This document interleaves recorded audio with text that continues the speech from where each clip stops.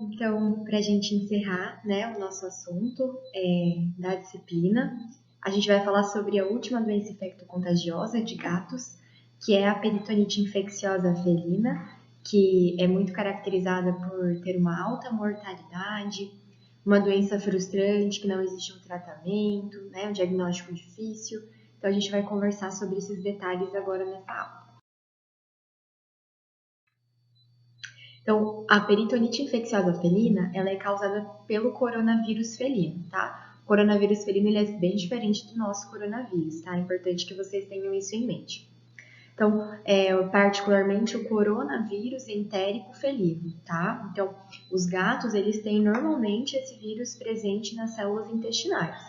É o coronavírus entérico felino e eles conseguem disseminar, então, esse vírus através de suas fezes. O coronavírus felino, ele é um vírus RNA com uma alta capacidade de mutação. Então, essa daqui vai ser a particularidade do vírus da peritonite infecciosa. Não é o coronavírus entérico normal que causa a PIF, tá? E sim, é uma mutação desse coronavírus entérico, que daí ele se transforma no vírus da peritonite infecciosa felina, que é totalmente do vírus do coronavírus entérico felino, e a gente já vai entender o porquê.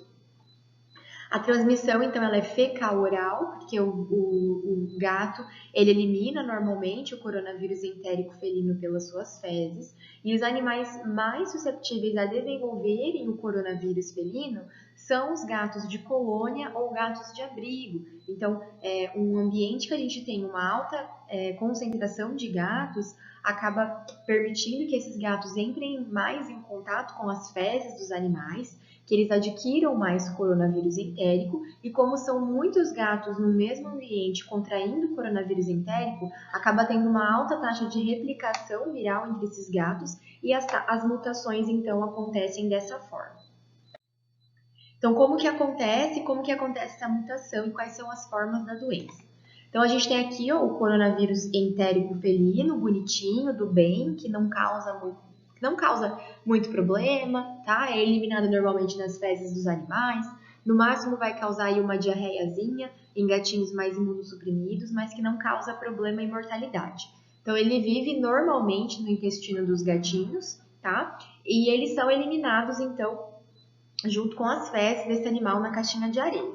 Aí vai lá um outro gatinho e o que eles fazem, né? Geralmente, eles cavam a caixinha de areia para conseguir defecar e fazer suas necessidades.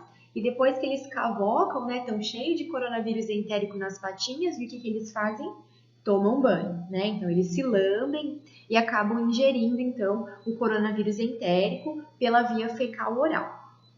A partir do momento que um gatinho suscetível entra em contato com o coronavírus entérico, eu ainda não estou falando de PIF, tá, pessoal?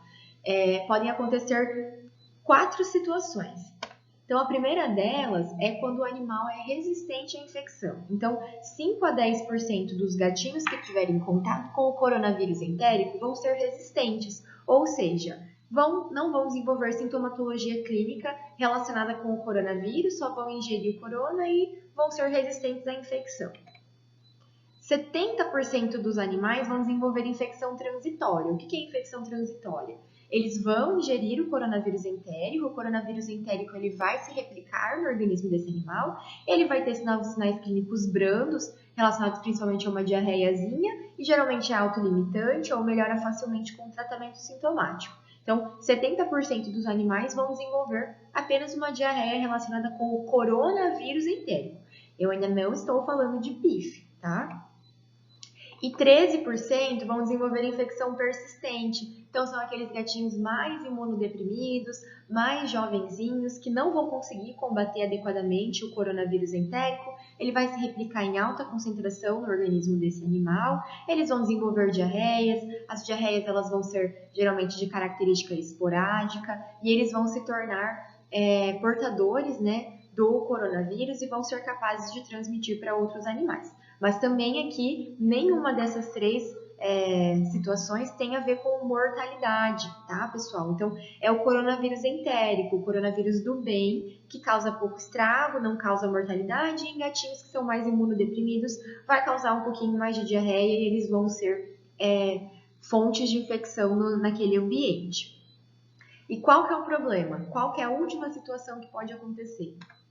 É a mutação, tá? Então, 1 a 3%, gente, ó, 1 a 3%, não são todos os animais que vão entrar em contato com o coronavírus e desenvolver PIF. Isso aqui é uma situação muito importante, porque tem gente que associa a diarreia, né, aquela diarreia crônica nos gatinhos de abrigo imunodeprimidos com a PIF, tá? E na verdade não é isso, provavelmente é um animal com infecção persistente do coronavírus entérico, tá? Que ele é do bem.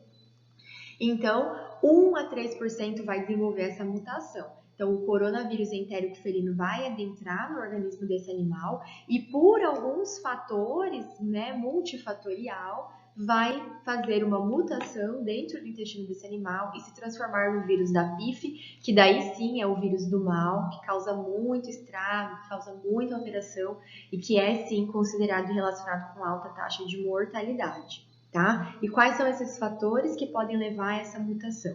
Fatores ambientais, genéticos e imunológicos. Então, como fatores ambientais, a gente pode citar colônias com muita quantidade de gato, abrigos com muita quantidade de gato e baixa condição de higiene. Então, são gatos que têm contato com as fezes dos outros animais o tempo todo, constantemente, estão sempre sujinhos de fezes, né? Que as caixinhas de areia não são limpas adequadamente, eles já são imunossuprimidos por conta disso e eles acabam tendo uma alta taxa de replicação viral, né, e contato viral e acabam sendo mais predispostos a desenvolver a mutação, tá? Além de fatores genéticos, então, um animal com uma predisposição genética, uma imunodepressão mais importante, que possa levar à mutação do vírus, e fatores imunológicos relacionados com sua própria imunidade. Então, quais vão ser os gatos mais predispostos a desenvolverem a mutação?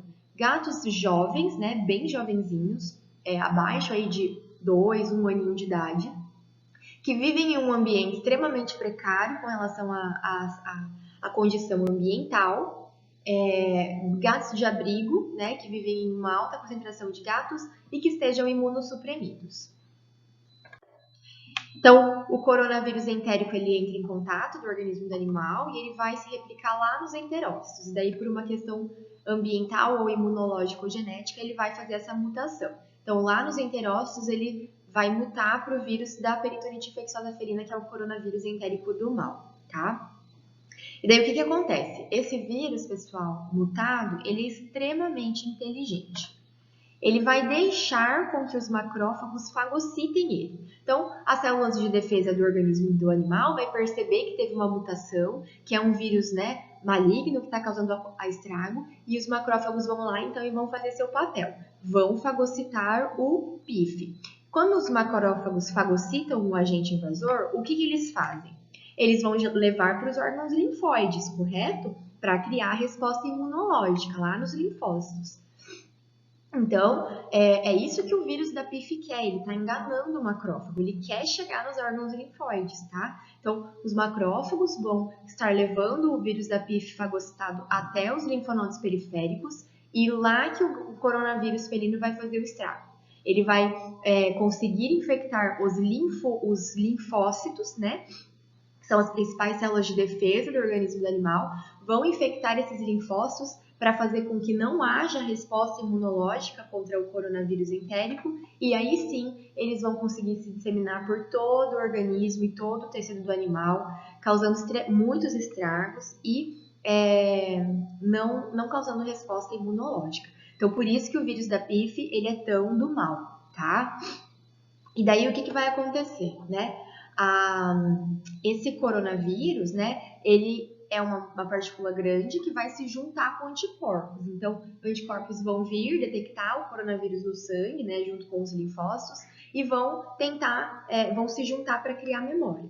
Vão formar os imunocomplexos, tá? Esses imunocomplexos, eles causam uma reação inflamatória importante dentro do vaso sanguíneo, né? Então, eles vão causar vasculite, inflamação de vasos sanguíneos generalizada, tá, no organismo do animal, pode ser em sistema nervoso central, pode ser em parênquima pulmonar, em rim, em fígado, abdômen. E qual que é o principal sinal clínico que a vasculite vai causar, né? Aumento da permeabilidade do vaso sanguíneo e efusão. edema, tá? Então, a efusão, pessoal, é o primeiro sinal clínico da PIF e caracteriza, então, o primeiro tipo de PIF que a gente tem, que é a PIF efusiva ou a PIF líquida. Então, caracterizada por vasculite intensa causada pela formação de imunocomplexos que leva à efusão de líquidos. Então, os gatos eles chegam apresentando efusão torácica, efusão abdominal, se for efusão do sistema nervoso central, sinais neurológicos, entre outros. Mas a gente pode ter uma outra situação. O PIF, né? O vírus da PIF, ele está lá mutado, né, dentro das células dos enterócitos, dentro das células do organismo do animal, e essa mutação dentro da célula do animal vai causar uma estimulação do sistema imune e vai causar inflamação e lesão celular por conta desse estímulo inflamatório, tá? E daí a gente vai ter lesões naquele tecido caracterizada por lesões piogranulomatosas, que também são parecidas com pingos de vela na macroscopia, tá? Então, a gente vai ter esse outro tipo de PIF, que é a PIF seca, caracterizada pela formação de lesões piogranulomatosas nos órgãos, tá? Dependendo do órgão que o coronavírus está lá infectando. Então, pode ser fígado, pode ser baço, pode ser sistema nervoso central, pode ser pulmão. Vai causar essas lesões em cima desse parênquima e vai causar, vai com certeza afetar a função do órgão. Então, o animal ele pode ter, né, diarreia, se for no intestino, vômito, se for no estômago, insuficiência renal, se for no rim, sinais neurológicos, se for no sistema nervoso central, pode ser no coração também, no músculo cardíaco, causando sinais cardíacos, entre outros. Então, a sintomatologia vai depender do local que está tendo essas lesões piogranulomatosas, tá? Então, vocês conseguem entender que não é o vírus da PIF que está causando isso, é uma resposta do sistema imune que causa a efusão e que causa a lesão, inflamação celular, desencadeada pelo PIF. Então, a PIF, ela induz uma doença imunomediada, tá? Então, por isso que ele é tão do mal. Ele faz com que o próprio sistema imunológico do animal ataque o próprio animal. Então, os sinais clínicos vão ser extremamente variáveis. A gente pode ter sinais só de PIF efusiva, sinais só de PIF seca, e a gente pode ter também os dois acontecendo juntos. Então, no caso da PIF efusiva, a gente vai ter sinal clínico relacionado com o acúmulo de líquido nos parênquimas. Então, se for em parênquima pulmonar, dispneia. Se for em abdômen, aumento de volume abdominal e ascite. E do caso da PIF seca, vai depender do sinal do órgão afetado. Então, se for estômago e intestino, sinal de gastroenterite. Se for pulmão, sinal de pneumonia. Se for coração, cardiopatia, nefropatia, hepatopatia, neurológicos e oftálmicos. Vai depender de onde que está causando essa lesão piogranulomatosa.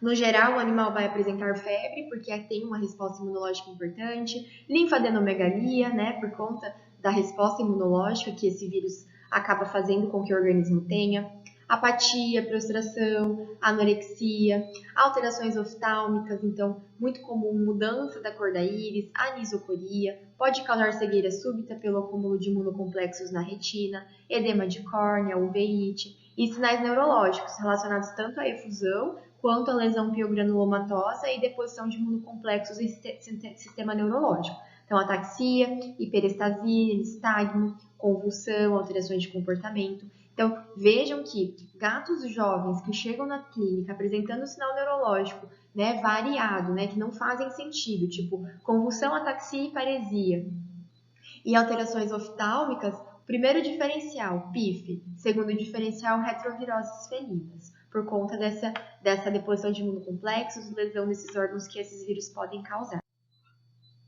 Tá, como que a gente faz o diagnóstico, né? Então, pensando que é um vírus que faz mutação, né? E que a gente pode ter sinais clínicos relacionados a diversos órgãos, o diagnóstico se torna um desafio.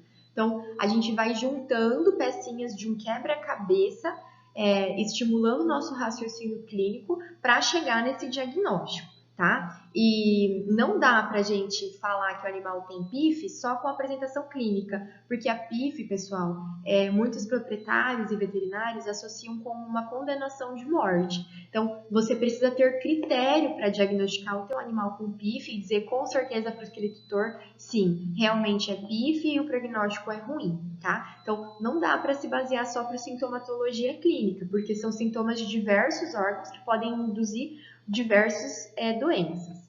Então, vamos começar pelo histórico.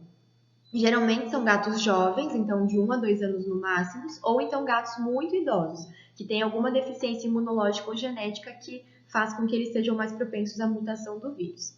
São gatos de abrigo, colônia e de criador. Por quê? Por conta daqueles fatores ambientais, né, de higiene e aumento de número de animais que aumenta a replicação viral. Gatos que são submetidos a estresse, imunossupressão, né, então acabam sendo os principais escolhidos para a mutação. E existe uma predisposição genética imunomediada em gatos da raça persa, bengal e maine coon. Então, você atender um gato que está apresentando um sinal clínico de efusão, por exemplo, é um gato de 1 ano, é um gato da raça persa, é um gato de abrigo, então aí você já começa a juntar as pecinhas do seu quebra-cabeça. E os sinais clínicos, né? Então, o animal que vai apresentar sinais clínicos efusivos ou sinais clínicos de gastroenterite. Só que existem os diferenciais, né? Então, efusão em gato não é sinônimo de PIF, tá? Pode ser outras doenças. Pode ser, por exemplo, um vírus da felve causando um linfoma. Assim como pode ser a colangite neutrofílica ou colangite linfocítica, que é muito comum em gatos jovens, que causa muita inflamação de vias biliares e fígado e causa efusão também. Então, existem diferenciais e o prognóstico da colangite linfocítica é muito melhor do que o da PIF. Então, não dá para você dizer para o proprietário que ele tem PIF só baseando-se numa efusão, sendo que poderia ser uma doença que é tratável, né? Então, normalmente esses animais apresentam diarreia crônica, vômito e anorexia também. Mas a gente também tem outros diferenciais, como doença inflamatória intestinal, que também tem tratamento. Então, é um gato jovem, de abrigo, que está com sinais clínicos efusivos, você já começa a virar a tua chavinha para o seu diagnóstico do diferencial de PIF, mas não fecha diagnóstico. E análise de líquido, tá, pessoal? Então, se o animal apresenta efusão, você precisa drenar essa efusão e você precisa coletar essa amostra e mandar para a amostra, tá? Você precisa para você diferenciar de algumas alterações. Então, a característica da efusão da PIF é um exudato asséptico. Então, qualquer outro tipo de característica não é PIF, já descarta PIF. Só que tem um problema. Uma outra doença que pode causar exudato asséptico é a peritonite asséptica, geralmente causada por trauma ou por colangite linfocítica. E os gatos, a gente sabe que eles são muito predispostos a traumas, né? Por mordeduras ou traumas automobilísticos, e eles podem fazer peritonite asséptica, que vai causar um líquido de exudato asséptico, e é um diferencial importante para a PIF. Então, é importante que vocês lembrem, mas é importante vocês levarem essa amostra para análise, para você já ir descartando outras possibilidades. Reação albumina-globulina, pessoal. Muita gente fala, né, dessa análise e eles dizem que relação albumina-globulina abaixo de 0,5 é patognomônico para PIF. Na verdade, não é bem assim, tá? Então, existem outras alterações que também podem causar uma relação albumina-globulina baixa. Isso só indica que a gente tem uma alta quantidade de globulina que está relacionada com uma doença que faz muito estímulo imunológico. Então, qualquer doença infecciosa pode causar, incluindo FIV e FeLV, que também são muito comuns, né? Além disso, outras doenças, como a colangite linfocítica, também pode causar, tá? Também pode causar essas alterações de sinal clínico característico. Então, a relação albumina-globulina baixa isolada não tem significado clínico. Você precisa juntar ela com outros achados e pensar nos diferenciais. Exames complementares te ajudam bastante, né? Então, a ultrassonografia abdominal, ela pode evidenciar, então, linfadenomegalia abdominal, inflamação de órgãos parenquimatosos, né? No ultrassom não dá para ver aquelas lesões piogranulomatoses, mas dá para ver que está tendo uma inflamação generalizada do parênquima do órgão, né? Tomografia e ressonância no caso de lesões do sistema nervoso central, análise de líquor quando o animal tiver sinais neurológicos e biópsias, né? Então você pode coletar uma amostra daquele tecido que tá inflamado, você manda para histopato e na histopato consegue visualizar, então, as partículas virais naquele tecido. Então, a histopato, pessoal, ela fecha o diagnóstico. Mas, infelizmente, né, geralmente são animais que estão muito debilitados e não dá para fazer uma biópsia, né? Então, muitas vezes acaba sendo um achado de necrópsia mesmo, tá? Mas os exames complementares, eles ajudam. Então, aqui a gente já tem várias pecinhas do nosso quebra-cabeça que estão se juntando. É um gatinho bem jovem, imunodeprimido de abrigo, né? Que tem outros contactantes tendo muita diarreia. Então, você sabe que tem o coronavírus entérico presente naquele ambiente. Ele está com sinais efusivos, está com alteração no ultrassom de inflamação de órgãos, tem a relação albumina-globulina abaixo de 0,5 e tem uma efusão com característica de exudato asséptico. Opa, você já tem mais pecinhas aqui que podem te levar a pensar numa peritonite infecciosa ferida. Acho que vocês já ouviram falar também do teste da Rivalta, tá? Então, o teste de Rivalta, ele é um teste baseado numa solução de água com vinagre, e daí você coloca uma gotinha da efusão do animal nessa solução, e se essa gotinha ela ficar intacta, indica que ele ele tem, se ela não se misturar, né, indica que ele tem PIF. Só que isso pode acontecer em outras alterações também. Então, no linfoma e na peritonite séptica, a gente também pode ter essa característica. Então, ele não é um exame muito sensível, mas ele pode ser realizado para aquele proprietário que, por exemplo, é carente, não tem muito dinheiro para investir em diagnóstico. Para você ter um critério a mais de dizer que se esse animal pode ou não ter PIF. E a sorologia, né? Então, muita gente costuma fazer sorologia para PIF, né? Detecção de anticorpos, né? Contra o vírus, mas a sorologia tem que ter isso em mente. Ela não diferencia o coronavírus entérico do vírus da PIF, tá? Então, tem animal que tem coronavírus entérico e tem muito título viral, que daí não é a PIF, não tem mortalidade alta, não causa grandes alterações clínicas, assim como tem muito animal com o vírus da PIF com baixos títulos de anticorpos. Então, infelizmente, a sorologia ela não é sensível, tá? Pode ter reação cruzada com outras doenças infecciosas e ela acaba não ajudando, tá? Então, o proprietário ele vai gastar o dinheiro para fazer sorologia e ela não vai servir para nada. Ela não vai ajudar no diagnóstico, porque você pode ter altos títulos de anticorpos, mas pode ser um coronavírus entérico ou uma outra doença viral. Então, a sorologia, pessoal, ela não é recomendada, porque é um exame caro e que não vai te ajudar no diagnóstico. Então, qual que é o nosso salvador, tá? Que é um diagnóstico recente, tá? É uma novidade, é o PCR para PIF. Então, o PCR para PIF ele é extremamente sensível, porque ele detecta material genético do PIF, tá? Então, do vírus mutado. Ele não vai ter reação cruzada com o coronavírus entérico. Então, ele é muito sensível para detectar o vírus da PIF e ele acaba sendo um exame muito mais sensível e mais indicado para o proprietário, tá?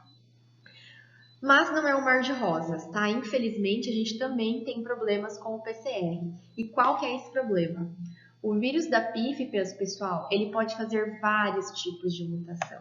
Então, ele é que nem o Covid-19, tá? Ele faz muitos tipos de mutação. Já existem pelo menos 5 tipos de mutação do PIF vírus, tá? Cada uma tem uma característica diferente e o PCR da PIF, ele detecta apenas uma delas. Então, a gente pode sim ter um falso negativo por conta disso. O animal pode estar infectado com uma outra tipo de mutação que não vai pegar no PCR. E é um exame que tem um custo alto, então é pelo menos uns R$300, tá? E outro problema é a amostra, tá? Então, assim, qual amostra que eu vou utilizar para fazer o PCR? Será que eu vou usar sangue? Será que eu vou usar efusão? Será que eu vou usar líquor?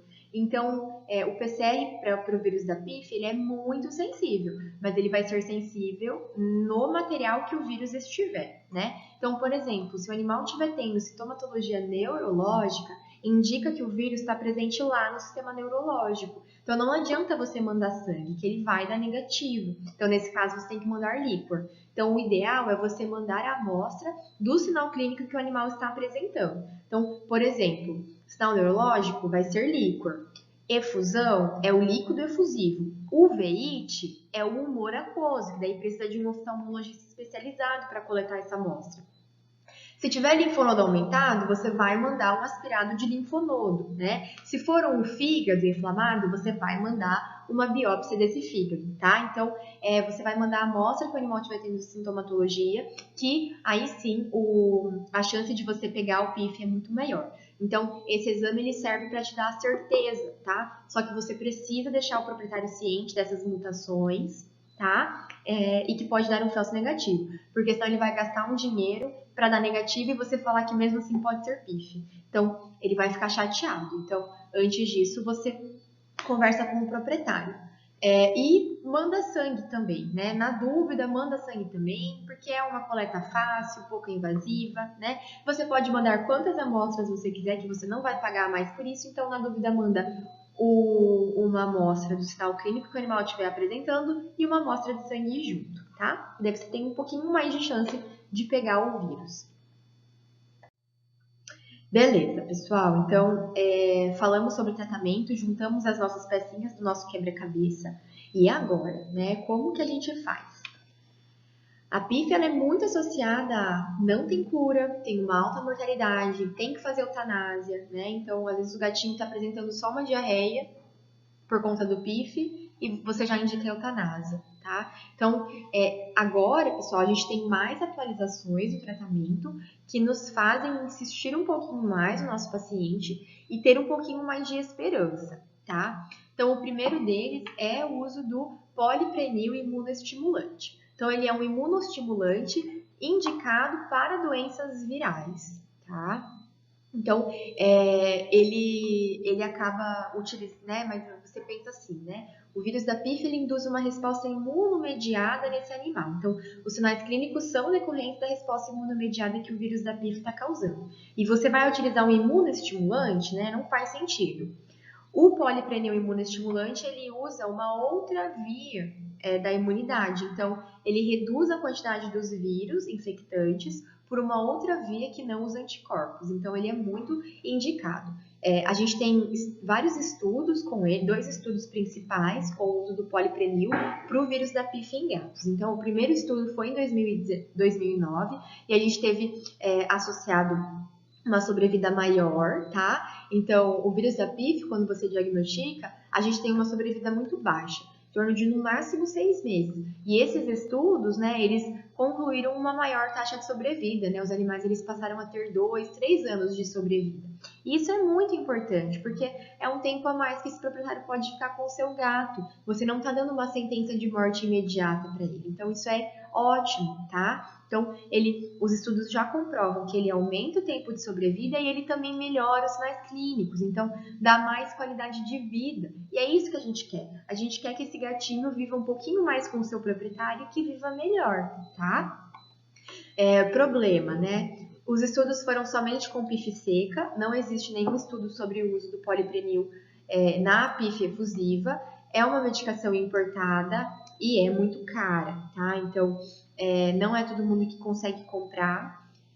Tem todo o imposto de translocação, né, de um país para o outro, e é uma medicação extremamente cara, mas é uma opção que você pode sim mostrar para o seu proprietário, tá? Isso é um fármaco que tem que ser aplicado, tá? Então, o animal tem que estar no hospital várias vezes para fazer a aplicação. Então, esses são os contras, mas ele é uma esperança a mais para o proprietário. E a gente tem alguns estudos mais recentes com antivirais. E daí a gente tem, né, antivirais específicos contra o vírus da PIF, que acaba sendo uma esperança maior ainda de uma cura para essa doença tão maligna, né? Então, o antiviral, ele ainda está em estudos, A gente teve, né, o principal estudo que viu a sua eficácia é esse estudo de 2017, tá? E eles tiveram uma melhora importante dos sinais clínicos nos animais. Então, ele tem capacidade de diminuir carga viral e de melhorar a sintomatologia. E eles também tiveram uma maior sobrevida desses animais. Os animais tiveram pelo menos 12 meses de sobrevida. Alguns problemas que eles encontraram, né? Alguns animais tiveram novos sinais neurológicos, então eram gatos que não tinham sinais neurológicos antes do tratamento e depois voltaram com os sinais neurológicos, e tem alguns efeitos colaterais, mas que são efeitos colaterais muito brandos, né? Então, necrose no local da aplicação, dor para aplicação, perda de pelo, né? Então, são efeitos colaterais que não têm relevância, pensando na vantagem que você tem de eliminar o vírus. Então, o que ele mostra pra gente é que é um tratamento muito promissor e que abre muitas portas para as medicações antivirais do vírus da PIF. Existe um outro que está em um estudo também, que é mais recente, esse aqui é de 2019, tá? Também é um antiviral e eles tiveram uma sobrevida maior ainda, então, uma maior sobrevida ainda. Então, a gente tem aqui, a gente está vendo aqui um futuro, né? Então, portas se abrindo para o tratamento promissores contra o vírus da PIF. Além disso, que é indicado para todos os gatos que são diagnosticados com PIF, é a imunossupressão com o uso de corticoide. Então, é indicado a prednisolona, coloquei em maiúsculo aqui para vocês lembrarem que gato não metaboliza prednisona, tem que ser prednisolona. Melhora muito os sinais clínicos dos animais, eles ficam muito melhores, né? A dose de 2 a 4 miligramas uma vez ao dia ou 2 vezes ao dia. E o interferon também, né? Não existem nenhum estudos que falam sobre a melhora com o uso do interferon, mas ele é indicado principalmente para os contactantes daquele gatinho que foi diagnosticado PIF positivo. Então, você tem um contactante que ainda não está apresentando sintomatologia, você pode utilizar o interferon para tentar melhorar a imunidade daquele gatinho contactante e evitar que ele faça mutação. Então, será que a gente já tem uma cura? Né? Nos Estados Unidos, talvez, né, com o uso dos antivirais, mas não no Brasil. Então, no Brasil, o veterinário ainda é ilegal, né? Então, veterinário no Brasil é proibido de usar qualquer tipo de antiviral, né? Por conta de a gente poder atrapalhar o tratamento de doenças virais importantes em humanos, como, por exemplo, o vírus da AIDS. Então, a gente não pode utilizar antiviral aqui, tá? Se a gente conseguir comprar um antiviral e alguém descobrir que a gente está utilizando, a gente pode perder o nosso CRMV. Então, ele é totalmente ilegal e, além disso, esses antivirais ainda não estão disponíveis no Brasil, somente nos Estados Unidos, tá? Aquele imunoestimulante, o poliprenil, ele é liberado, tá? Ele pode ser utilizado porque ele é um imunoestimulante, mas tem aqueles problemas que ele é muito caro, tem que ser importado, e ele não é uma cura, tá? Ele só melhora a sobrevida e melhora os sinais clínicos. E a eutanásia, né? Então, a gente relaciona muito o vírus da PIF com a eutanásia, e muitos proprietários já vêm te dizendo que é eutanásia. Gente, a eutanásia ela tem que ser indicada com critério. Primeiro que você precisa ter o diagnóstico confirmado do vírus da PIF. Você precisa ter pelo menos um PCR ou uma biópsia que fale com certeza que esse animal tem PIF para você indicar uma eutanásia, tá? Você não vai indicar eutanásia somente por conta da sintomatologia de efusão, porque tem vários diferenciais que são tratáveis. E sinais incompatíveis com a vida, né? Então, mesmo que você não consiga fechar um diagnóstico, mas é um animal que tá com muita dispneia, acumulando líquido a cada 2, 3 dias, né? Não tá tendo qualidade de vida alguma, aí sim a gente pode ter uma indicação de eutanásia, tá? Mas lembrar, né? Conversar muito bem com o proprietário, investir no seu diagnóstico para você poder ter uma maior certeza do que você tá lidando. E importante, né, a gente pensar em manejo de prevenção, e infelizmente a gente não tem vacina contra o vírus da PIF disponível, tá, em nenhum lugar do mundo. Então a gente vai pensar em maneiras que a gente pode reduzir o contágio dos animais com o coronavírus entérico e reduzir o número de replicações. Então a primeira coisa é a higiene, né, então limpeza frequente das caixas de areias, evitar o acúmulo de fezes no ambiente, evitar que outros animais tenham acesso às fezes dos outros gatos, sempre ter uma caixa extra em casa por número de gatos, né? Evitar o acúmulo de gatos. E limpeza com desinfetantes básicos, porque é um vírus envelopado, que acaba podendo ser eliminado mais facilmente do ambiente, mas a gente precisa fazer um vazio sanitário de no mínimo 2 meses antes de introduzir um animal naquele ambiente. Então era isso, pessoal. Agradeço muito a participação de vocês até aqui comigo. Nosso semestre se encerra aqui, né? A gente ainda vai ter a prova, vai ter discussão de casos clínicos, mas eu gostaria de dizer que vocês podem contar comigo para o que vocês precisarem, tá? Quem quiser seguir na área de clínica médica, que é tão apaixonante, né? E quiser tirar dúvida, trocar ideia de local para fazer estágio, né? Ou trocar ideia sobre residência, área acadêmica relacionada para essa área, podem vir falar comigo, tá? Minhas portas estão abertas, tanto a porta da minha sala, só me manda uma mensagem antes pedindo, queria conversar, prof, será que eu posso? Pode, só me manda uma mensagem antes que a gente combina um horário, né? Quer fazer chamada de vídeo? Pode me chamar, me manda e-mail, né? Me manda mensagem, vocês têm o meu contato e vocês podem contar comigo para o que vocês precisarem. Eu sei que os tempos não estão fáceis, né? Mas tá passando, pessoal, tá melhorando, né? Então, a gente tem uma esperança muito grande de que as coisas retornem em breve, que vocês vão conseguir sim sair para o seu estágio curricular, eu tenho certeza disso, vocês vão aproveitar muito e vão ser ótimos profissionais, tá? Então, aproveitem que vocês têm as aulas gravadas, assistam quantas vezes vocês quiserem, eu vou deixar sempre disponível com vocês, e é isso, então, muitos bons estudos,